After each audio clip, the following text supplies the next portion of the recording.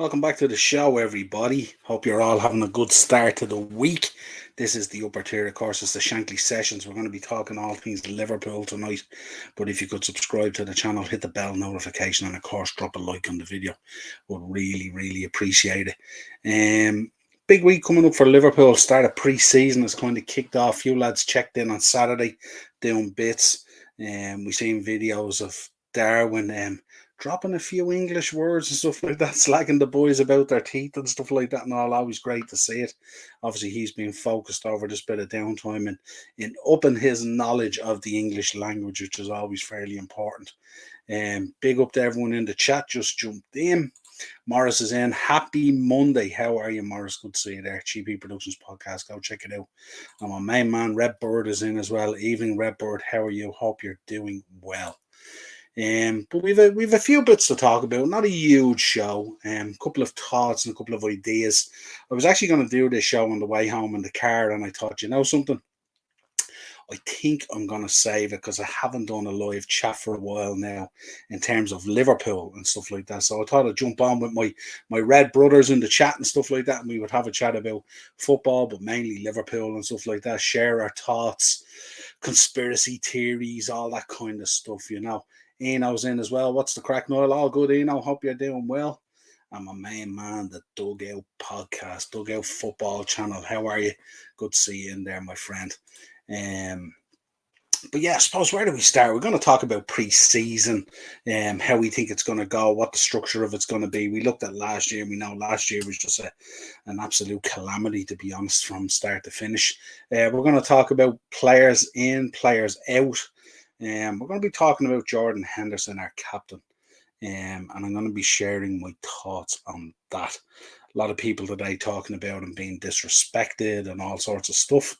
And there certainly is a level of that. And I think we do need to discuss it and have a talk about it.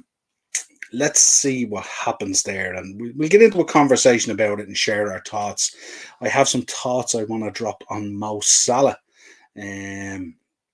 So we'll see how that goes as well, and let me know your thoughts on that, and obviously the links and various other stuff. So we'll just get into just a general chat about Liverpool Football Club. If you want to drop any questions in the chat, you're more than welcome.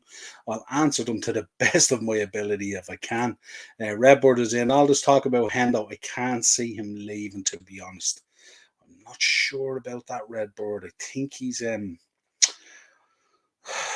we'll talk about him. We'll talk about him in a bit, and certainly that's going to come up. But I think it's I think our captain leaving is taking a bit of momentum, and it's a little bit concerning in some cases because, I mean, obviously we'll talk about it in a bit. But we've lost our vice captain in James Milner, so you know, potentially do we need that bit of experience around with our captain and stuff like that. But we'll share our thoughts as we go through the show anyway. Got sorted for the presser, another Morris. Oh, deadly. Excellent. What's the story, Morris? And Morris is in. Hello, Ian.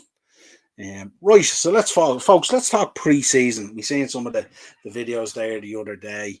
We've been seeing some of the videos coming through from the kit launch and stuff like that. I don't know if anyone has seen. I mean, obviously there's a little bit of discontent with some of these Nike kits and stuff like that. The white one last year was kind of tough to pallet and stuff like that. And the second kit this year ain't much better. The keeper stuff is really nice. The training gear is really nice. But that second jersey is interesting. But I caught a glimpse of that woolen gilet sleeveless kind of jacket thing. I don't know what your thoughts are on that, Reds, in the chat, but it's absolutely horrific. And you know, you think about that. I know they were messing the other day and they threw it on Robbo and stuff like that. Klopp did call them over to have a bit of a laugh. But even on the likes of Ebu and stuff like that, it looks absolutely awful. And those boys can generally get away with a lot and stuff like that. But it's just an awful piece of kit. I don't know what they were.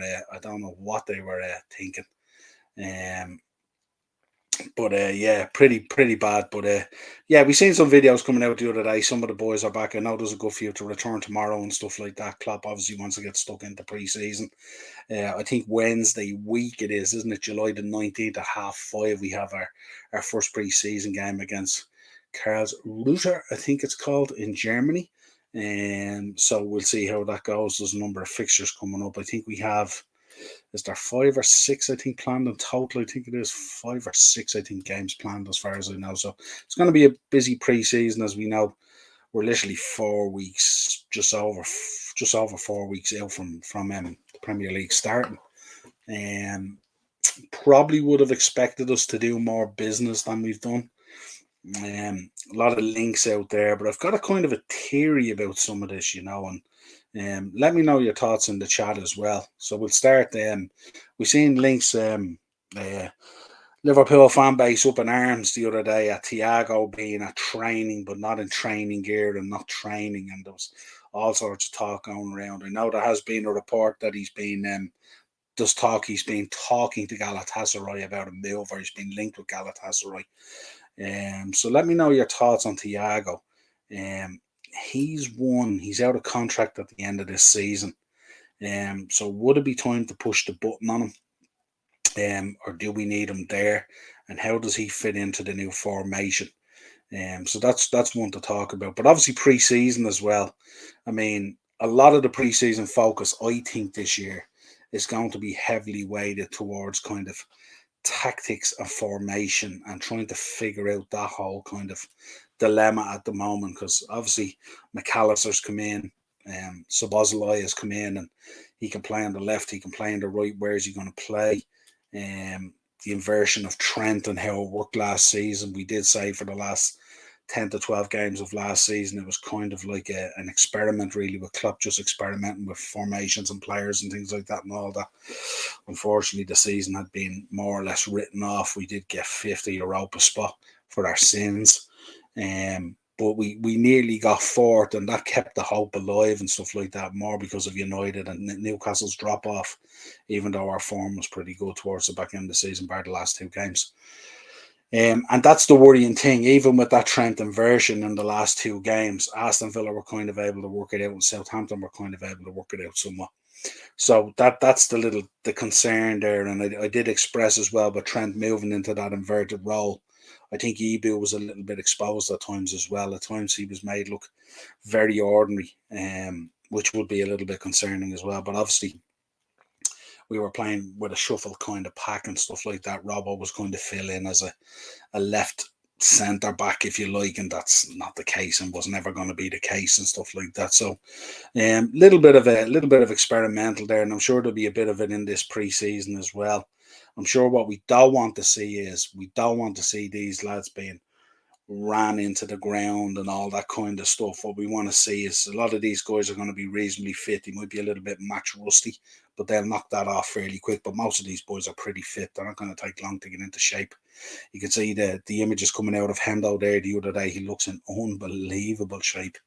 Really taking it serious and stuff like that. Most of the boys have come back and they're probably refreshed after putting that season behind them. It was a tough, long season, with a lot of mountains that we tried to climb that at times we just didn't. But I think also from Klopp's point of view, he has a big role in this pre-season as well, in terms of figuring out his own situation as well. There's been a lot of questionable decisions in terms of his man management, and especially in-game management and stuff like that. So there's a lot of kinks maybe that need to be ironed out in terms of that as well, in terms of his own thinking, and his own ability to become that bit more dynamic rather than stubborn. So hopefully he'll try a number of different things in pre-season, which gives him those options.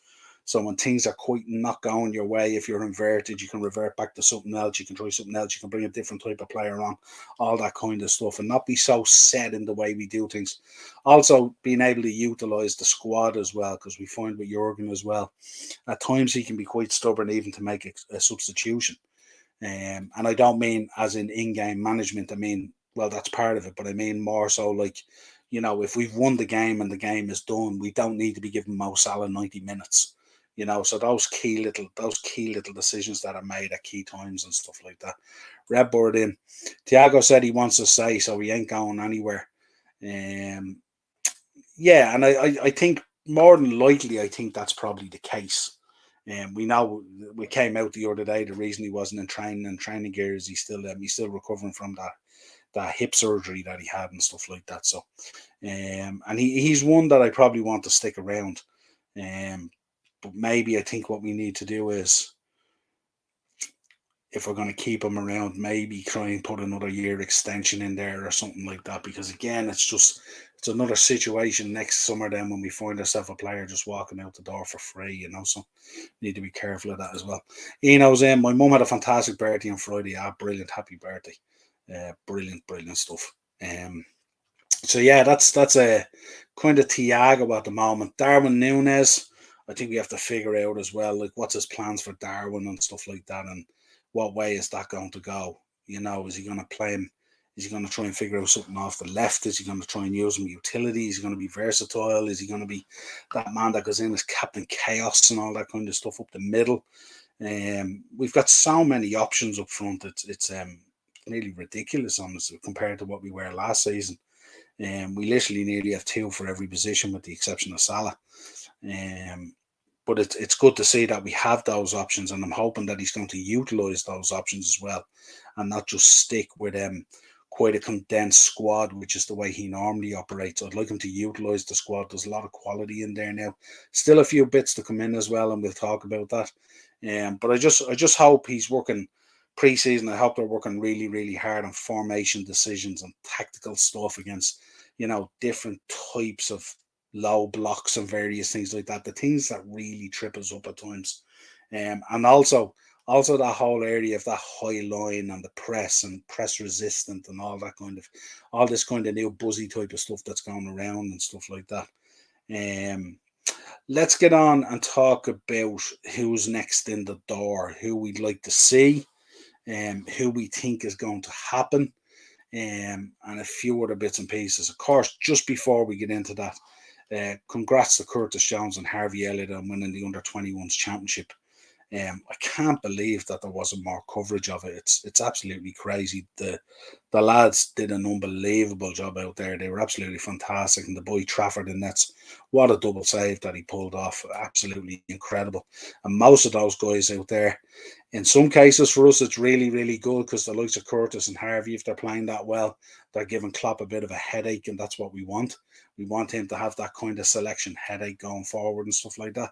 But then for some of the lads that we're linked with, obviously their stock has risen, which means their price has risen. Namely Levi Colwill, who we've been linked with, who's going back to Chelsea this week. He's unsure about his future. Chelsea sound like they want to keep him, but he wants to have discussions with Pochettino to see where it all sort of lies and where he stands in Poch's plans. So potentially he may decide that it's best for him to move on in terms of game time and stuff like that. Now, Chelsea, looking at the way they've operated in the market, they want top dollar for their players and stuff like that. So it'll be interesting to see how that all evolves. But a lot of this stuff at the moment is quite heavily linked. Like if you think of the Lavia situation, does Lavia coming in resolve more than one problem for Jurgen Klopp? If he brings Lavia in as a DM, what happens then to Fabinho, apart from being the backup DM, if that's the case? Or has Jurgen Klopp looked at Fabinho and said, okay, the legs are potentially getting a little bit tired? Is this the situation that we drop Fabinho back into defence? So Lavia coming in, and that's not my suggestion, that's just a thought that's out there. It was being put around there about a week ago, which I thought it was kind of strange, because I just don't like when we kind of let FSG off the hook, really, when we don't bring in what we need by moving chess pieces around and stuff like that to facilitate it. But let me know your thoughts on that. What do you think? If Lavia was to come in, looks a really, really good signing. Potentially we're trying to beat them down on the price at the moment. But him coming in, does that signal potentially Fabinho dropping into defence? Would that be the case? Like maybe not. But let me know your thoughts on it. It's always good to hear everyone's ideas on it. Early Doors is in. How are you, my friend? I followed you there on Instagram, I think, the other day as well, and sub to the channel. So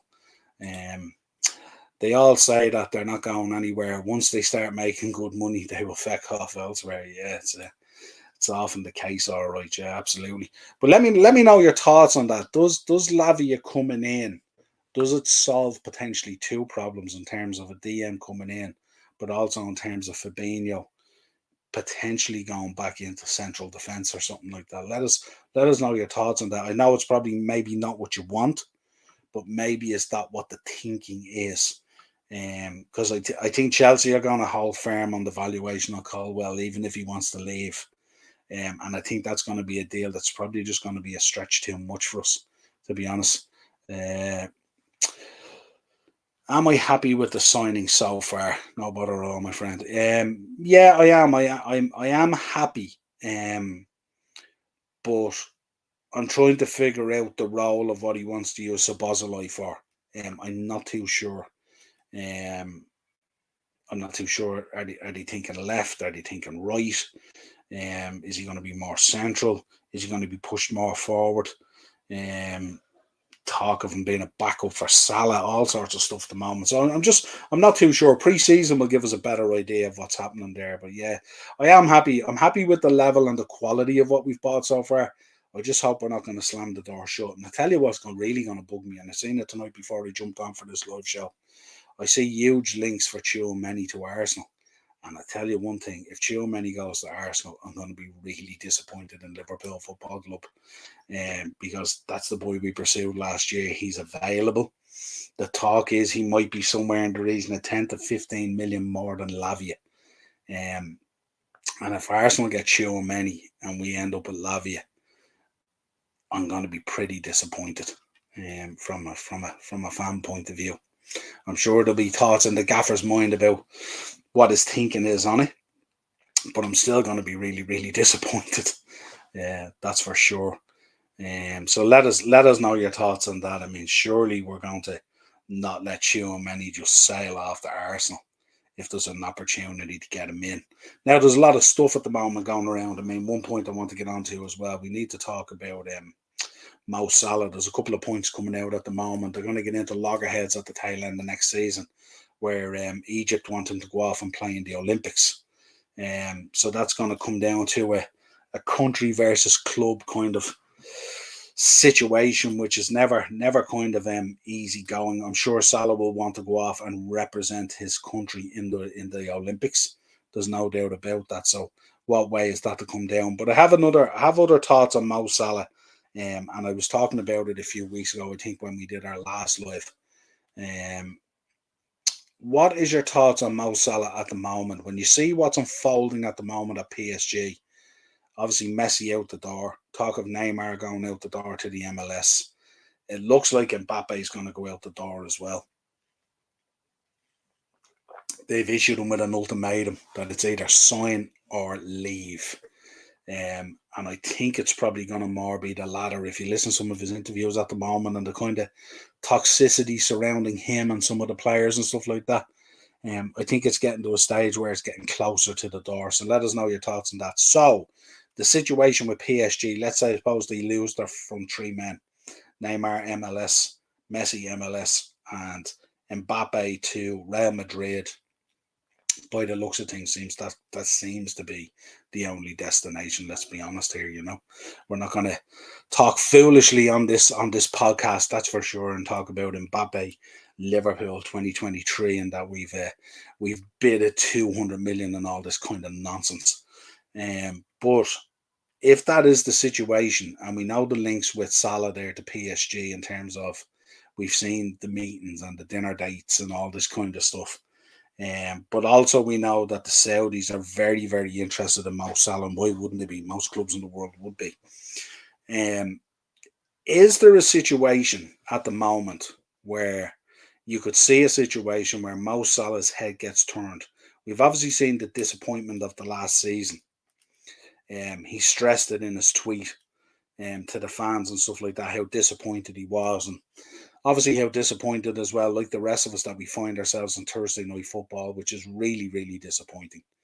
And then, of course, looking at this overhaul, rebuild, whatever you want to call it, has that kind of delivered you? Has it hit the ambition that Mo Salah was probably promised when he was re-signing, because we know at the time of him re-signing that, okay, money was a factor, but it wasn't just about money. It was also about the ambition of the club over the next 5 years and where he's seen it going, and the ambition of what we wanted to win and stuff like that, which we've quite failed the man, to be honest, as a club.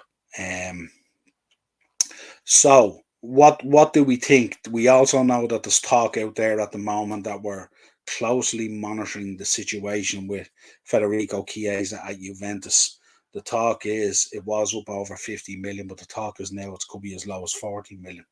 So if we're monitoring that situation, and if we know what we know at the moment, could Salah's head be turned by a big money move to PSG back into the Champions League and an opportunity to potentially rebuild there with Luis Enrique and deliver a Champions League to PSG, or a huge Saudi offer comes in? And I'm talking about an offer that Liverpool, from a financial point of view, can ill afford to refuse, even though, as far as we're concerned as fans, he's priceless. But obviously there is a number. So let me know your thoughts on that. Are we seeing the situation evolve here? We're keeping an eye on Chiesa. PSG are sending their boys out the door by the looks of things.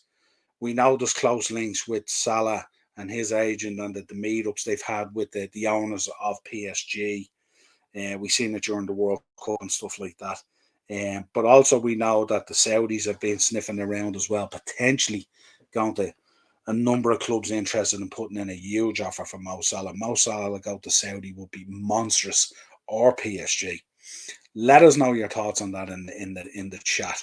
Let's start with early doors. Mbappe, I'm sure, is Real Madrid bound, not to Arsenal, which they seem to believe. Yeah, it's the hope, isn't it? It's the hope, early doors. It's the hope, isn't it? And then I suppose what we have to talk about as well is you look at Mbappe, arguably the most marketable probably player on the planet at the moment and stuff like that, but comes with a huge amount of baggage, and you can see it there, like it's the toxicity at PSG, and PSG have given him everything. So it's really concerning. Do you think they should go back in for Shelby? No, absolutely not. Shelby. Niall, Salah could be turned with the big Saudi money. Plus, last season wasn't Liverpool's greatest. Yeah, that's my thinking. It's not what I want to think about. I spoke about it a few weeks ago that his head could easily be turned if we didn't fix up and got serious in this market. And where we brought McAllister in on a clause release clause, which is great business at 35 million, and Szoboszlai has come in at 55 or whatever it is. We've started to do the right things, but so much more has to be done, and that's my concern. Lavia for 50 million, someone is going to be rolled. Yeah. My fear, Morris, is it's us. But the talk is for us. I think we're holding firm on 40 or 42 or something like that. And your Arsenal are being, really linked heavily with Many at the moment, and that's a real concern. Says it's possible, absolutely. Would you take Mbappe for Mo swap? Ooh, that's a question. Let me know in the chat what you think of that. Mbappe for Mo swap. I don't know. I suppose the problem is, like, you've got Mo operating over there on the right, and you've got Mbappe, I think, who primarily operates on the left, doesn't he? And we've got an absolute plethora of left-sided players, so I'm not too sure. I think most people would probably say yes, but I'm just concerned about Mbappe. I just think there's a lot of off-pitch stuff that goes on and stuff like that creates not a great environment. So I'm not too sure. Fabulous player, top player, stuff like that. But we'll see. The PSG idea could have some merit. Salah having one last chance at Champions League. Yeah, I think. Well, I think if he goes there, like, and I mean, imagine if he did go there and won the Champions League with PSG, that'd be quite historic. And to have won a Champions League with two clubs is quite historic as well. So that would be absolutely massive. And if they draw that, and with PSG are going to demonstrate the right level of ambition to match his ambition. They're going to bring in decent players. Luis Enrique in there as well. It's a brand new start. He's not going to be the guy that's sitting in the hot seat that's going to be kind of bullied by the PSG hierarchy and stuff like that. He's going to be his own man. He's going in there. I'm sure he's going to be heavily involved in the transfers and stuff like that. Interesting to see how he feels if Neymar and Mbappe go out the door, what he's going to look like for a front line and stuff like that. He knows, and the sniffer dogs are out. But yeah, I just think I'm just looking at this transfer market at the moment, and I'm trying to piece it all together.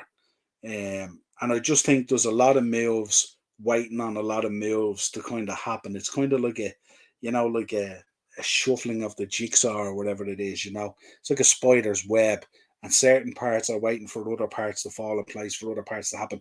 It's kind of like the United situation. You seen David De Gea there leaving the other day. Now that he's left, the Onana situation is for me is a given at this stage. You know what I mean? So it's kind of like that situation there. But I'd be very concerned. I'm hoping it doesn't happen, and I don't want it to happen. I love Mo Salah, but I'd be a little bit concerned about it, that if we're not going to push on further and get in more quality and stuff like that and all to have a real good go this season, I think he might see his future elsewhere, and that's what I'd be really concerned about. The sniffer dogs are out, Richie. Absolutely, the sniffer dogs are out. Yeah. So that's kind of my thoughts on Mo Salah. It's an interesting one, and it's one to be a little bit concerned about. Let's talk about our captain. Huge amount of conversation over the last number of days. Little bit of background to this. I was not a huge Jordan Henderson fan. And back in 2018, I think it was in either March or April, I was over in New York for WrestleMania 35. I think it was 2018 anyway. And we went to Carragher's Bar because Lewis Garcia was doing a signing, and we wanted to go meet Lewis Garcia. And getting into Carragher's Bar, folks, if any of you are in New York and you want to experience a proper footballing bar and stuff like that, Carragher's Bar just off Times Square is absolutely electric. But I would suggest you book in, because the queues are absolutely massive and the place is always packed. But the food is quality and the drinks are quality and all that kind of stuff. And it was great meeting Lewis Garcia and stuff like that. Absolute Liverpool legend. But that day we were playing Southampton, I think it was, and we were having a terrible game. Like, we couldn't finish our dinner basically. And myself and Dino, who you know from being on the podcast and stuff like that, we were about in the bar. We were having a few drinks. We were heading off to NXT Takeover, actually, I think it was, out in the Barclays. But before that, we were watching that game, and he decided to bring on Jordan Henderson. And myself and Dino just looked at each other and we went, why are we bringing on Jordan Henderson when we need to get a goal and try and win a game? And Hendo came on, and I think, as far as I know, he got an assist and he scored a cracker of a goal. And it was unbelievable. And I just said to myself, I turned to Dino and I said, look, from that day on, he's my captain and I'm going to support him. And I'm not going to want any other suggestion about it and stuff like that. I just think it's time to row in. And that was my view on it. And ever since then, I've been on the Jordan Henderson ship. But I do think, and it's not out of disrespect, I do think there's a time that you find when it is time to move on. Stevie knew when it was time to move on. And let's be honest, he could have stuck around. But I think, Jordan has won everything with this club. He's an absolute legend of this club. His legacy is enshrined in the club. He has given us some great moments. Lifting the Premier League, even though it was a pandemic season and stuff like that, was amazing to see. The Champions League, the emotion of the Champions League, those images with Jurgen Klopp and his glasses are sideways and going over and hugging his dad, when the backstory with the dad and the health issues and all that kind of stuff. And he's given us some fabulous moments. But like everything, there comes a time. And don't get me wrong, I don't necessarily want us to lose our vice captain and our captain in a single window. And I think his experience might be vital with some of the players coming in. But I'm just looking at how bloated that midfield, listing is. And somewhere along the line to bring more players in or more quality in, if we want to bring in a Lavia, or if we still want to pursue a Thuram or whoever it is in midfield, or Chiomeni, or the combination of them, whatever it is, we have to make space for them to come in. So the question is, who moves out? So do we cash in on Thiago? Does he go to Galatasaray? Does Thiago either coming off our bench or coming off our lineup, and you bring in a Lavia or you bring in a Thuram or you bring in a McAllister or whatever, does that up the level? Certainly he's a huge in-game player, Thiago, and stuff like that. We know there's issues with his fitness, which obviously causes problems as well. But we have to be bolder in our discussions, but not in a disrespectful way. In terms of Jordan, I think his legacy is set. But I think if a big offer comes in from Saudi, if Stevie's team comes in from Saudi and they want Jordan and they put a big offer on the table, I personally think that is a great move for Saudi. I think it's a brilliant situation for Liverpool. And I think it's a fantastic opportunity and situation for Jordan Henderson. Because I think what happens is, and we have to look at this, and we've seen all the fitness videos and the abs and the boxing and all that, and that's all great. But we can't discard what we've seen with our eyes last season. And some people might say, well, last season was kind of an anomaly. Well, we won't know that till this season. But I think if Jordan Henderson has a big money move on the table to go to Saudi Arabia, to experience a new culture, to go over there and be playing, in a fantastic climate, where you're cherished by the fans and all that kind of stuff, to make really, really top money as well and stuff like that. I think that's an opportunity that's very difficult to turn down.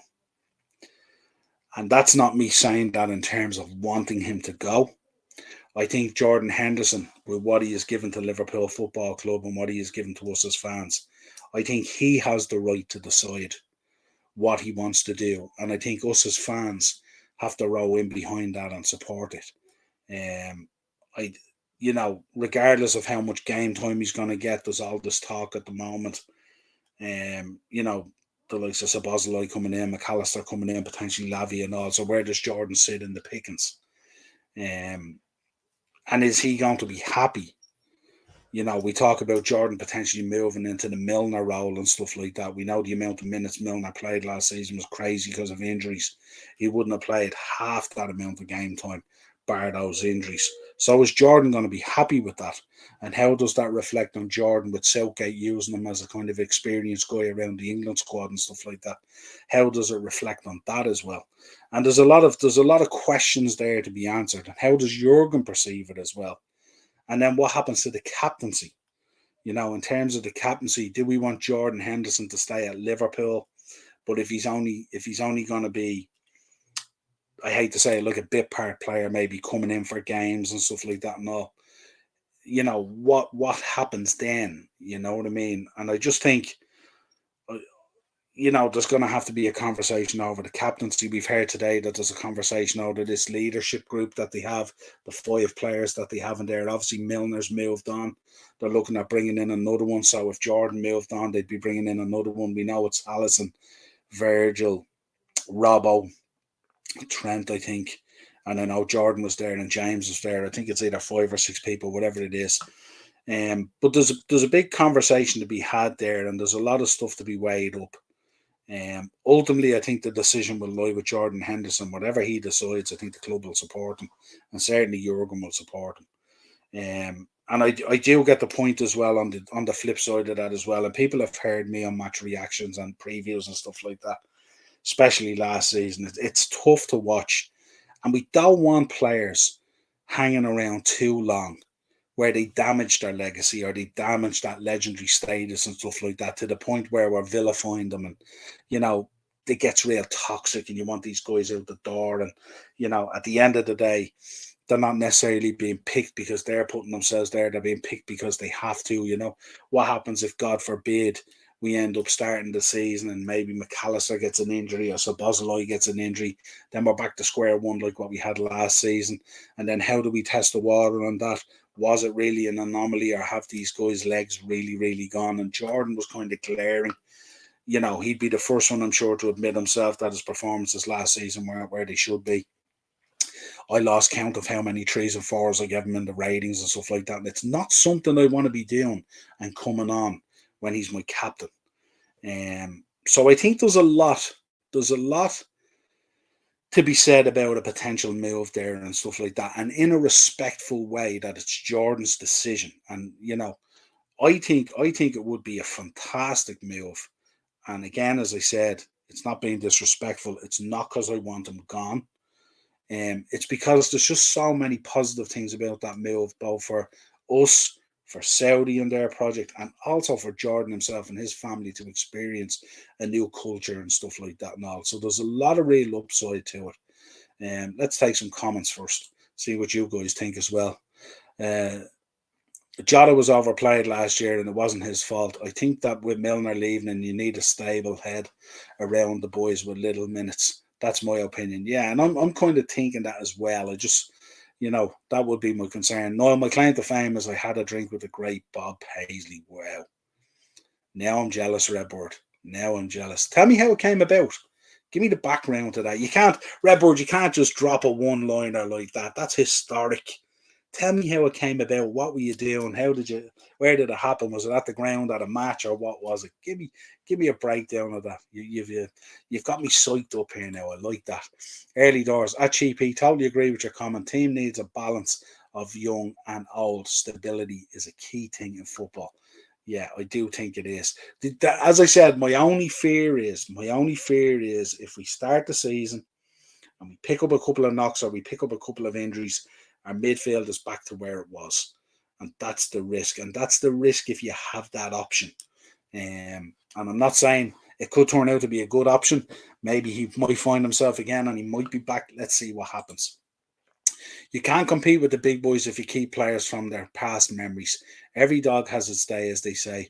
Would Hendo walk into any other Prem team? No, in my opinion. Well, especially in the top half and stuff like that. Respect for all he has done for us. Yeah, absolutely. And I think we did. And I know the upper tier community and the Shankly Sessions community are very respectful of him and stuff like that. And I always try, even in the height of my craziness post-match and stuff like that, I always try and deal in facts. I don't deal in innuendo. If he's dropped a clanger, it's called and he's dropped a clanger. You know what I mean? And we have to be serious about it. Redbird, we need to be ruthless like City. Yeah, I think though, I agree with that, Redbird, wholeheartedly. The only thing I do is, I think what happens at City is their ruthlessness never identifies the player on the back of the jersey. It's very much kind of production line kind of stuff. You know what I mean? Like it's cog comes out of the wheel, new cog goes in, cog comes out of the wheel, new cog goes in. You know what I mean? It's not like when you have our kind of history, it's a different kind of situation because we talk about Stevie, we talk about Ian Rush, we talk about Kenny Dalglish, we talk about John Barnes, we talk about all these great players. You know what I mean? And we often revert back to our history and stuff like that. When you look at Man City and stuff like that, you don't hear huge talk about Vincent Kompany. You don't hear huge talk about Fernandinho. You know what I mean? They're not kind of, where I'm sure the City fan base loves them and stuff like that. They're not revered the way we revere our players. But I think there does come a time. Kenny ended up having to leave and stuff like that, and all these different things. And players do leave. Stevie leaves and stuff like that. And I just don't want players hanging around to the point where it gets toxic. Where it's, I don't want Jordan Henderson ever leaving Liverpool going fuck them. That kind of way. That's the way it gets, that kind of toxic kind of way. And we're seeing a little bit of that online at the moment in terms of respect and stuff like that. So all the respect to him, the decision is his. You know what I mean? Jurgen Klopp and Liverpool are not going to force Jordan Henderson out the door, and nor should they. But I think if a good offer comes in, I think he should grasp it. It's a new beginning. It's a new change of scenery. He's done it all at Liverpool. What else has he got to do? You know what I mean? And I just think it's a great opportunity for him. I'd give the armband to Robbo. Love his passion. You know, if you came back to me sort of 12 months ago, I would have had a conversation like that. But I'm kind of thinking the way the team is evolving at the moment, it's going to be interesting to see Robbo's role going forward and Costas both on that side. And what's going to be the future, you know, for the left and the right back positions. If we're going to go with a central three and stuff like that. So it's going to be interesting to see what happens there. He's another guy as well, by his own admission, I'm sure, who didn't have a great season, who had a real tough season, had a real tough adjustment as well, trying to adjust to what Klopp was doing in the last games of the season. Often got caught out and got made look very ordinary. We know he's not a left-sided central defender, and there's no point in us continuing to try and crowbar that situation. So he may be a case himself and Costas where there are players that come in and play in different formations when we change it up at different times. You know, and you look at actually at times when you look at Trent inverting into the midfield and Robbo sometimes holding and stuff like that, it kind of imbalances things a little bit. So you find kind of with all that talent we have on that left-hand side, it kind of gets a little bit negated because a lot of the work we do goes down the right-hand side. Hence the reason you see when Luis Diaz came back and stuff like that, the holding onto the ball kind of lot and stuff like that. And, you know, sometimes it's because maybe it's not over there that much and stuff like that. But let's see. It'll be interesting to see what happens there. I mean, ultimately, you know, if I was picking a captain today, I mean, you're gonna have to look at that kind of step down. Allison maybe as keeper. Do you want your keeper as your captain potentially? Maybe not. How much can he influence on the pitch? Virgil, is he going to spring back and be the Virgil of old, or what are we going to get? You could argue that Konate would be a future captain, no doubt about that. Trent is one I would definitely be looking at. I think he's really capable of stepping up. He's a guy who takes control on the pitch, and when it's time to step up and take control in those moments with the ball, Trent is normally at the forefront of that. Salah maybe, depending on what evolves there and stuff like that. If it's not going to unfold based on what we were talking about earlier, certainly he would be one that could be a captain. There's a lot of quality in there that, you know, that's potentially captain material. Again, it would be dependent on, you know, Trent when he's on the pitch, he's quite serious in his business and his work. Mo was kind of a bit more. There's not a real nastiness to him. I think Trent as a captain, I think would be a real good choice. Maybe he just needs maybe another year or so or something like that. But certainly when you see Trent on the pitch, he's certainly kind of a leader. He certainly steps up. He doesn't shy away. You know, in those key moments of free kicks and set pieces and stuff like that, he's in the middle of them all the time. Robbo is not a bad shout, but again, it depends on what way it's going to happen and how that's going to flush itself out. But we shall see. Nice breakdown there. There's lots of scenarios. Yeah, absolutely. Lots and lots of scenarios. Redbird, we have leaders in our team, to be fair. I think Ali deserves the armband, but I get it when fans say they don't like keepers to be captain. Yeah. I just think with Ali as well, I just think it's I think he's so focused on his job. I mean, when you see, I mean, he was by far, I suppose, one of our best players last season, if not our best. He was nominated player of the season in the club and stuff like that, which is great for him, but a sad reflection on the other players, really, when you think about it. But yeah, I just think sometimes I think keepers, if they're your captains, they struggle to have the influence that they should. But if you're doing it based on performance, if you're doing it based on consistency and all those kind of things, I think that's really, really important. The other thing I'd say about Ali as well, he's another one who I don't think is, dare I say, brazen enough. He doesn't have that kind of bastard way about him, you know, that kind of way. So yeah, but again, let me know your thoughts. But yeah, great shout. Great shout, could easily happen. I get what you're saying. He could damage his reputation. Yeah, absolutely. City see players as products. Once it had its time, it's shipped off. So very business-like rather than with clubs like Liverpool. It's that connection between player, fans, and the club. Yeah, that's kind of what I'm talking about. I spoke on a podcast there. Was it last week or was it the week before? Where I don't think City even look at the names on the back of the shirts. I think what they do is they just put players in, players out, players in, players out. You see it if he hooks off Holland, he puts on Julian Alvarez. If he hooks off in the midfield, and you can see the way they let players go. If Gundogan goes, they bring someone else in. Kyle Walker might go, they bring someone else in. Bernardo Silva goes, they bring someone else in, and it just rolls along and they get on with it. Now, from their point of view, it's really, really successful. They win a lot of stuff. They've won the treble last year. So it's an approach to football that's kind of slightly different. And as you said in the comments earlier, there is a ruthlessness to it and stuff like that. But I kind of think there's a way of doing it as well. And I don't mean to come across in a soft kind of way or anything like that. But I think if players, like remember the Aguero situation. I mean, look at how Aguero left the club. You know what I mean? There's a perfect example, an absolute legend in the club. What a baller he was. How could we ever forget that goal last day of the season, all that kind of stuff and all. But look at how he left. You know what I mean? It was just, sitting on a subs bench and various things like that and all. But I get absolutely know where he's coming from.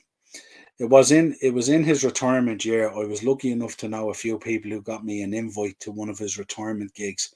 I don't think people know he had a few retirement gigs. Yeah, excellent. That's super, Redbird. Great to hear that. That must have been magical to have shared a drink with the great man. God, unbelievable.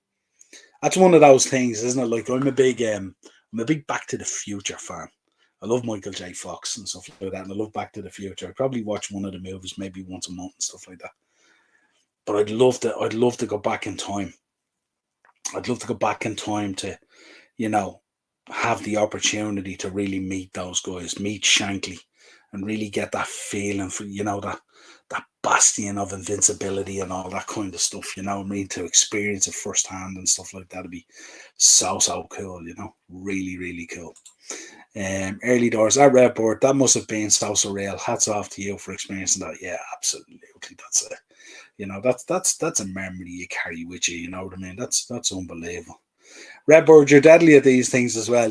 Sometimes you don't give out these little snippets and stuff like that. You keep on the down low, don't you? You keep on the QT and stuff like that. And then you drop out that little one-liner and stuff like that. Absolutely amazing. Great stuff. What you wouldn't give to have a drink with Bob Paisley. Virgil and Allison are the obvious choices for captaincy. Congrats to Lee Carsley, by the way. Kenny out. Yeah, Lee Carsley. What a job he's done with that England. And what talent they have as well. Like if you look at that England under 21 side there the other day, and even look at the bench. It's amazing, isn't it? Like the talent they have coming through, and also the talent they have in the senior squad and stuff like that. You often wonder, how do they not get the job done? It's Southgate, isn't it? It's just that way, isn't it? It was in the Liverpool Supporters Club, which was for the fans. That's what kind of guy he was. What you saw on TV was how he was in real life. So humble and down to earth. I still have his autobiography. Yeah, absolutely. Yeah, absolutely. They knew what it was. You see, look at the speech. Look at the speech from Shankly as well on the steps at Liverpool and stuff like that about, what a privilege it is for those guys because those fans put them there and stuff like that. It's often forgotten. Which he signed with a personal message to me. It's one of my greatest treasures. Absolutely. That's one of those things, Redbird, that you get buried with, don't you? You bring it on your journey with you and you never leave it too far away. Absolutely. Fantastic. At Redbird, love that. Keep hold of that. Yeah, absolutely. No, I've got to go, my friend. Great show. Hope to catch up again. Take care. Cheers, early doors. Really appreciate you coming on. Love the input and stuff like that. Keep it going. Redbird, early doors, it's going in my coffin. There you go. I hadn't even read the comment. There you go. And I said it. So I have something to read and reminiscence on my journey to wherever that may be. Back up to have a drink with the man again. Back up to have another drink with the man again. City operate like CM Punk said in his promo. I'm just a spoke on the wheel, and the wheel will keep turning. Yeah, that's it. That's it. But somewhere along the line in that, then you don't lay down. You know the history of historic clubs. You know clubs like United and ourselves and Arsenal and even Chelsea somewhat and stuff like that. The history that we have there. The Forests and the Villas of this world and stuff like that. I think if you don't do that kind of thing, I think that history, it doesn't feel the same. You know. At Red Bird, take it to the grave. Yeah, absolutely. Football is starting to turn into a beauty pageant. I don't know about that. It's a wash with money, that's for sure. Well, he does owe me a point, yeah. You bought the round, did you, Redford? Yeah, you bought the drinks, of course. Yeah, absolutely. That sounds like Bob, all right. I love that picture of him as well, Redford. You know the one with the trophies and with all the big bottles of whiskey. Is it big bottles of whiskey or brandy? Isn't it the whiskey, the Scottish whiskey or something like that? And the bottles are huge. And he tucked into a few of them. There's no doubt about it. Yeah, so that's just my overall thoughts at the moment. I mean, it's kind of, as I said, a lot of stuff going on at Liverpool at the moment. A lot of it is linked at the moment. We'll see a lot more over the next week or so with pre-season coming out. Really looking forward to that game Wednesday week. Nice to get football back a little bit, even if it's only pre-season. And then we've got 3 weeks or so to the season kicking off, where we're at the bridge and stuff like that. So plenty of work still to be done. Let's see, do other players move out? Do other players come in? Still plenty of overhauling to be done. Still plenty of questions to be answered, as they say. But at the moment, it's been a good start to the window. I hope it hasn't stalled too much. We've been very clever in the way we've done our business. You get linked with a player, and within a couple of days, bang, and it's done. And that's the way we do our business. So when I hear of all the information coming out about the Lavia situation and various other things and stuff like that, that's kind of not the way Liverpool do their business. And of course, we've been linked with everyone under the sun at this stage. But if Tchouaméni goes to Arsenal, that will hurt. That will hurt, and questions will have to be asked, and that will be a show in itself. Right, folks, thanks for joining me. As always, if you could drop a like on the video, subscribe to the channel, hit the bell notification, all the usual good stuff. Hopefully we'll get more information coming out as we see more video footage and pictures coming out from pre-season and stuff like that. Might give us a feel of how things are going to evolve. As we said already at the top of the show, always be respectful to our captain. He has cherished and given us some great moments, and he's given some great moments as well in time to Liverpool as well. He deserves that respect. But ultimately, as Redbird said, sometimes it's time to move on, and that's just the way it is. And we just have to give them the send off that they deserve, in a respectful way, and know that the deal is potentially good for all parties involved. Until next time, folks, an absolute pleasure. Talk to you again real soon.